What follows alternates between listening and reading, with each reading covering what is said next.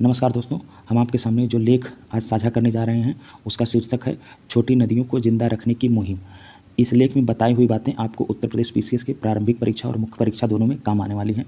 प्रारंभिक परीक्षा में भूगोल खंड के अंतर्गत और मुख्य परीक्षा में भूगोल खंड के साथ साथ पर्यावरण खंड में भी आपको काम आने वाली हैं। तो चलिए देखते हैं क्या जानकारी मिलती है हमें इस लेख से।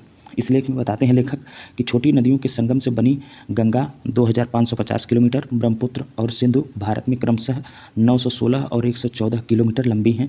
लगभग सभी बड़ी नदियों के उद्गम ग्लेशियरों से हैं। इनके बहाव क्षेत्र में जंगल, तराई, मैदान और बीहड़ क्षेत्रों से छोटी छोटी नदियाँ बड़ी नदियों से मिल रही हैं। भारत की सबसे छोटी नदी अरवरी है, जो अरावली पर्वतमाला से निकलकर राजस्थान के अलवर ज़िले में बहती है। तो आपको यहाँ से जानकारी मिल गई हो कि भारत की सबसे छोटी नदी का नाम क्या है, अरवरी, जो अरावली पर्वत से निकल करके राजस्थान के अलवर ज़िले में बहती है। कहाँ से? राजस्थान के अलवर ज़िले में बहती है। कहाँ से निकलती है? अरावली पर्वतमाला से। यमुना सबसे बड़ी सहायक नदी है। किसी नदी की सबसे बड़ी सहायक नदियों में यमुना जो है कि सबसे बड़ी नदी है, सबसे बड़ी सहायक नदी। पूरे भारत की सहायक नदियों में जो है कि यमुना सबसे बड़ी सहायक नदी है। यमुना में भी जो सहायक नदियाँ आकर के मिलती हैं, टॉन्स, हिंडन, चंबल, बेतवा आदि नदियाँ आकर के मिलती हैं। छोटी नदियाँ बड़ी नदियों के प्रवाह बढ़ाने के साथ उन्हें भूजल पुनर्भरण में सक्षम बनाती है। छोटी नदियाँ बड़ी नदियों का प्रवाह तो बढ़ाती ही हैं, साथ ही साथ भूजल पुनर्भरण में भी उन्हें जो है कि सक्षम बनाती हैं। मिट्टी की नमी बनाए रखती हैं और जैव विविधता में सुधार करती हैं। देखिए, छोटी नदियों का बड़ी नदियों के लिए इंपॉर्टेंस बता रहा है। साथ ही ये बता रहे हैं कि सूखे और बाढ़ का सामना करने में मदद करती हैं ये छोटी नदियाँ। लेकिन सूख रही छोटी नदियों का कायाकल्प समुदाय के बिना संभव नहीं है। अब ये छोटी नदियों का जो इंपॉर्टेंस इन्होंने बताया, उसके बाद ये बता रहे हैं ये जो छोटी नदियाँ सूख रही हैं, इनको बचाने के लिए जो है कि बिना समुदाय के सहयोग से बचाया नहीं जा सकता है। आगे ये कह रहे हैं कि इन सहायक और छोटी नदियों में निरंतर घटती जलराशि चिंता का विषय है। इन जो छोटी नदियों में निरंतर पानी का स्तर घटता जा रहा है, ये बड़ा चिंता का विषय है। ग्लेशियरों के सूखने से हिम पोषित नदियाँ भी सूख रही हैं। ग्लेशियरों के सूखने से जो हिम पोषित नदियाँ हैं, ये भी क्या हैं, सूख रही हैं। भीषण गर्मी से बुंदेलखंड की कई नदियां सूख गई हैं। गंगा, यमुना की छोटी नदियां और जल स्रोत सूख गए हैं। हर वर्ष हिमालय से लेकर मैदानों तक भारी जल सैलाब से अपार जनधन की हानि हो रही है। बारिश के पानी को रोकने की पारंपरिक शैली को आधुनिक विकास ने रौंद डाला। देखिए, कितनी बड़ी बात ये बता रहे हैं कि जो परंपरागत शैली थी, जो जल संचयन की जो परंपरागत शैली थी, उसको जो है कि आधुनिक विकास की जो दौड़ है, इसने क्या कर दिया है, आधुनिक विकास ने इसे रौंद दिया है। जो परंपरागत शैली से जल का संचयन किया जाता था, उसको आधुनिक विकास की दौड़ ने क्या कर दिया, समाप्त कर दिया है। जहाँ तालाब, जोहड़ जैसी जल संरचनाएं होती थी, अब उन स्थानों पर क्या है, लेखक बता रहे हैं कि उन स्थानों पर बड़ी बड़ी बिल्डिंगें बन गई हैं। देखिए, बहुमंजिला इमारतें बन गई हैं और खनन सीमेंटेड संरचनाओं ने पूरे जल क्षेत्र की जलवायु पर विपरीत असर डाला है। भूजल बहुत नीचे चला गया है। जब ये छोटी नदियाँ सूख रही हैं, तो जिस कारण जो है कि पृथ्वी का जलस्तर बहुत नीचे चला गया है।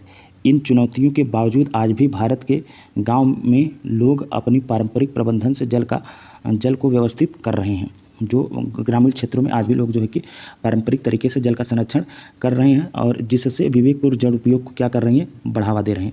सक्रिय समाज सेवियों और पर्यावरणविदों और पानीदार समाज ने मिलकर ऐसे उदाहरण भी प्रस्तुत किए हैं कि सूखी छोटी नदियां फिर से बहने लगें। अलवर में तरुण भारत संघ, देखिए अलवर राजस्थान में पड़ता है, वहाँ पे एक NGO टाइप का होगा, तरुण भारत संघ ने सूखी नदियों को जिंदा कर दिया है। लोग वहाँ नदियों के पुनर्जीवन के सामाजिक और पर्यावरणीय तरीके सीख रहे हैं। लोग वहाँ पर नदियों के जो है कि पुनर्जीवन के सामाजिक और पर्यावरणीय तरीकों को सीख रहे हैं। बुंदेलखंड में परामर्श समाज सेवी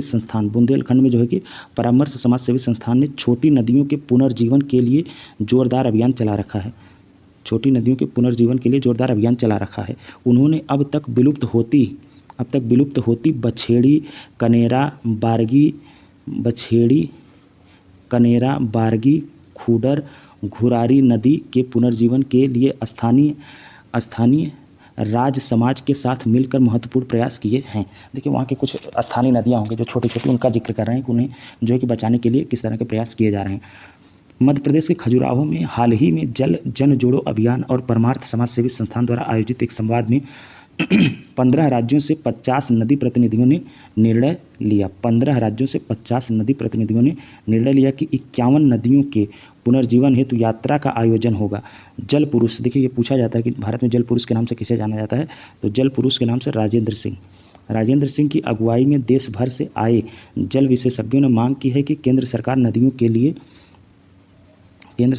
के लिए एक स्पष्ट नदी नीति बनाए। नदियों के लिए काम करने वाले लोग मानते हैं कि छोटी नदियों का समुदाय की खाद्य सुरक्षा, उनका सम्मानजनक जीवन और उनके आर्थिक विकास में महत्वपूर्ण योगदान है। नदियों का जो है कि छोटी नदियों का समुदाय की खाद्य सुरक्षा, उनका सम्मानजनक जीवन और उनके आर्थिक विकास में महत्वपूर्ण भूमिका है, ऐसा जो है कि माना जाता है। उसके बाद इसके साथ ही बड़ी नदियों के प्रवाह को बढ़ाना, भूजल का पुनर्जरण, जमीन की उपजाऊ क्षमता को बढ़ाने में भी ये मददगार होती है। देखिए छोटी नदियों का रोल ये क्या क्या बता रहे हैं कि नदियों के प्रवाह को तो बढ़ाना है ही है, और भूजल का पुनर्भरण करना और ज़मीन की उपजाऊ क्षमता को बढ़ाने में भी ये छोटी नदियों को जो है कि मददगार मान रहे हैं। यदि हम छोटी नदियों को जीवित कर लेंगे तो जलवायु परिवर्तन का खतरा कम हो जाएगा। देखिए ये कह रहे हैं कि यदि हम छोटी नदियों को, लेखक बता रहे हैं कि यदि हम छोटी नदियों को जीवित कर लेंगे तो जलवायु परिवर्तन का खतरा कम हो जाएगा।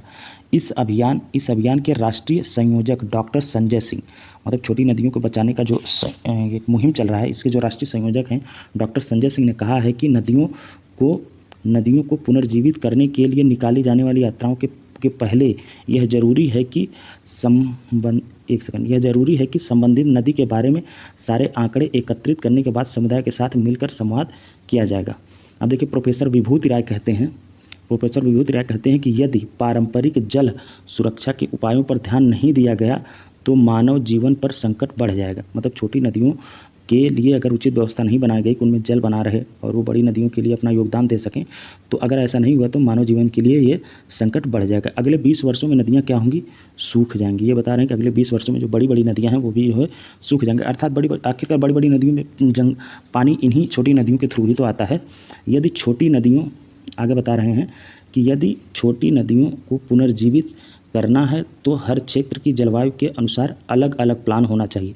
जैसे बुंदेलखंड के लिए अलग, मैदानी इलाकों के लिए अलग, पहाड़ी पर्वतीय इलाकों के लिए अलग मैनेजमेंट होना चाहिए। उसके बाद ये बता रहे हैं कि शैक्षणिक पाठ्यक्रम में नदी ज्ञान तंत्र को क्या किया जाए? शामिल किया जाए। आगे बता रहे हैं कि WHH भारत के प्रमुख राकेश कटल कहते हैं कि यह नदियों को बचाने की आपातकालीन स्थिति है। मतलब नदियों के लिए एक प्रकार से नदियों को बचाने का इमरजेंसी पीरियड ये चल रहा है। इसलिए देश भर में नदियों के पुनर्जीवन के लिए चिंतित समाज और पर्यावरणविद आगे आकर एक एक नदी को पुनर्जीवित करने के लिए कदम बढ़ा रहे हैं। तो आपने इस लेख में देखा कि जो है छोटी नदियों को पुनर्जीवित करने के लिए या उनमें जो पानी बहता है उस बहाव को बरकरार रखने के लिए किस तरह के प्रयास किए जा रहे हैं और वो क्यों ज़रूरी हैं बड़ी नदियों के लिए। तो इस लेख के माध्यम से लेखक यही बताना चाहते थे, जो कि हमारे लिए बहुत ज़रूरी है, आम जनमानस के लिए भी, आम जीवन में प्रयोग इसको हमें इस सीख को लेना चाहिए और हमारी प्रतियोगी परीक्षाओं में जो काम आएगा वो तो अलग बात है। चलिए इस लेख को यहीं, अब इस क्लास को यहीं समाप्त करते हैं। Thank you.